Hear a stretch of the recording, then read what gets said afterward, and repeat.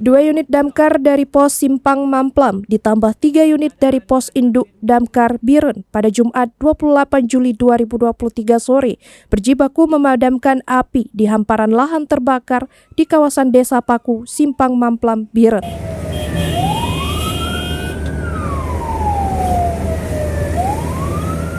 Lokasi kebakaran berjarak sekitar 30 km arah barat Biren terjadi sekitar pukul 16 waktu Indonesia Barat. Luas lahan terbakar mencapai 1,5 hektar. Informasi diperoleh serambinews.com. Hamparan lahan kosong milik warga di kawasan Desa Paku, Simpang Mamplam, Biren terbakar.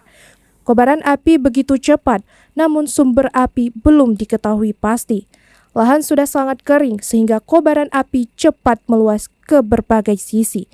Melihat api membesar apalagi di sekitar area terbakar, terdapat 3 rumah warga dan beberapa kios tempat usaha milik warga. Maka dilaporkan ke Pos Damkar Simpang Mamplam untuk melakukan pemadaman. Beberapa saat kemudian 2 unit damkar dari Pos Simpang Mamplam tiba di lokasi. 5 unit damkar mengelilingi area terbakar dan melakukan penyiraman dari berbagai sisi agar api tidak meluas. Yuri Mustafa, Komandan Regu B, Pos Pemadam Kebakaran Pos Simpang Mamplam mengatakan kondisi terakhir kobaran api yang merambat dan membakar lahan secara terpencar itu dapat dipadamkan oleh petugas pemadam.